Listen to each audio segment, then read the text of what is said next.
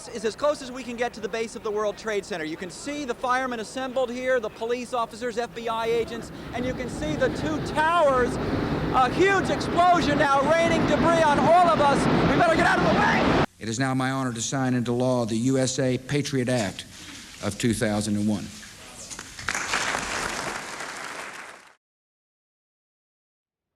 The Iranian Revolution of 1979 led to a shift in ideology towards religious, anti-American extremism. This resulted in the formation of Al-Qaeda and the 9/11 attacks. In response to these attacks, the USA Patriot Act was signed by George W. Bush on October 26, 2001. This act aimed to protect the American people's right to safety by increasing surveillance and easing the flow of communication between government agencies. From this, the Homeland Security Act of 2002 gave the Department of Homeland Security the legal responsibility of monitoring terrorism-related activity. However, due to its possible violations of privacy rights, the Patriot Act was challenged in several court cases, resulting in the 2015 revision of the Patriot Act. This revision, known as the USA Freedom Act, restricted the government's uncurbed access to private information. While these acts have expired, many of their key provisions are still in effect today under the Foreign Intelligence Surveillance Act. In the early 1970s, tensions rose between the U.S. and several regions in the Middle East. These tensions formed due to the Arab-Israeli conflict that occurred during Richard Nixon's presidency, in which he provided military support to Israel. This led to an oil embargo imposed on the U.S. by the Organization of Petroleum Exporting Countries. This further pushed tensions between the U.S. and Arab nations. These tensions continued throughout the decade. We must face the fact that the energy shortage is permanent.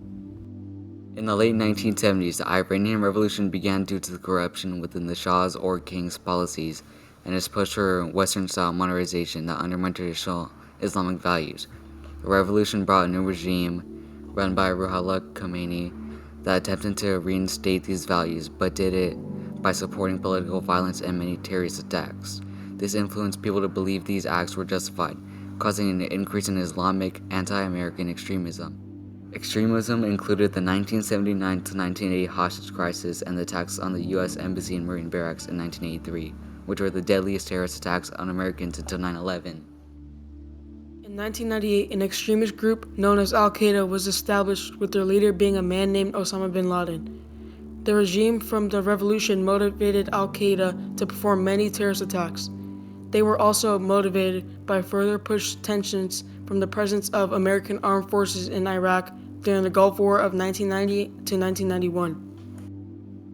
Al-Qaeda conducted multiple attacks throughout the 1990s and 2000s, such as the 1993 World Trade Center bombing attempt, the 1998 U.S. Embassy bombings in Kenya and Tanzania, and the USS Cole bombing in 2000. The U.S. Embassy bombings were achieved through Al-Qaeda suicide bombers, planting bombs in trucks outside each U.S. embassy. However, these attacks only foreshadowed the attack by Al-Qaeda, which would be considered by many one of America's greatest tragedies.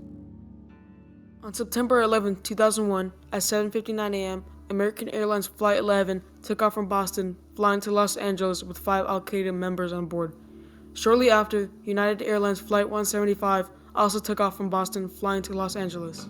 Soon, ground personnel were informed that Flight 11 was being hijacked. The hijackers changed the plane's course to New York City. After the hijacking, Mohammed Atta, an Al-Qaeda member on Flight 11, accidentally alerted air traffic control in Boston about the hijacking when attempting to use the public address system to talk to the passengers on plane. Nobody move. Everything is okay. If you try to make any move, you'll injure yourself and the airplane. At 8:46 a.m., American Airlines Flight 11 crashed into the World Trade Center's North Tower. Shortly after, Flight 175 was hijacked. At 9:03 a.m., Flight 175 hit the South Tower.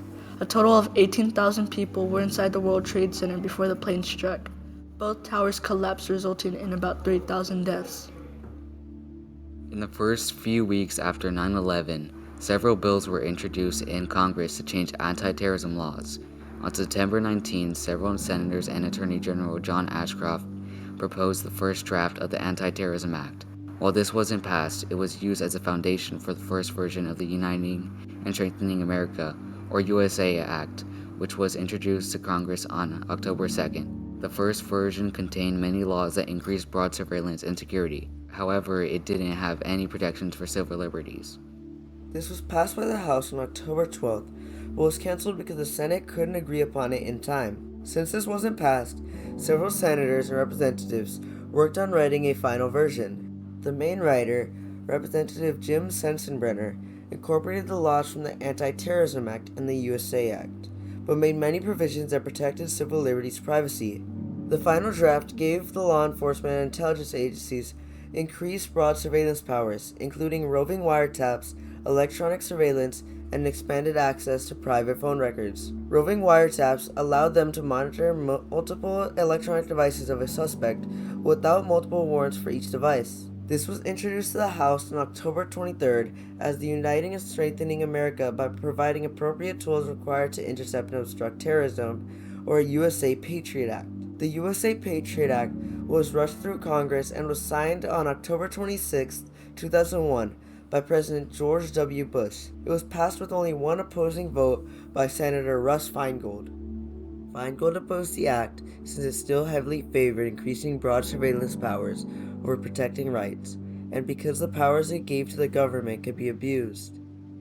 It's essential not only to pursuing and punishing terrorists, but also preventing more atrocities in the hands of the evil ones. It is now my honor to sign into law the USA Patriot Act of 2001. Much controversy has formed over privacy concerns and alleged First and Fourth Amendment violations that the Patriot Act has committed.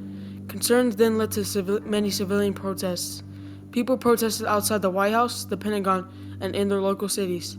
Several court cases were challenging the USA Patriot Act throughout the 2000s. These include ACLU v. Clapper, Mayfield v. United States, and Doe v. Holder. These cases mainly challenged its constitutionality. After the first term of the Patriot Act expired, President Bush signed the Patriot Act Reauthorization Act.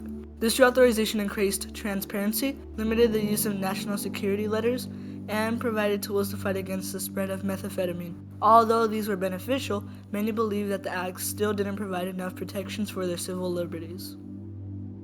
On January 9, 2014, Representative Jim Sensenbrenner introduced the USA Freedom Act to the House of Representatives, and it was introduced to the Senate by Senator Patrick Leahy. It was proposed to both the Senate and House of Representatives since many of the key laws from the Patriot Act were set to expire in the following year.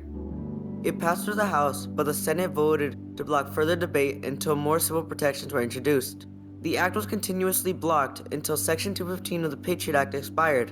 Section 215 was the cause of much of the controversy surrounding the USA Patriot Act, as it allowed a national security agency to bulk collect telecommunication metadata.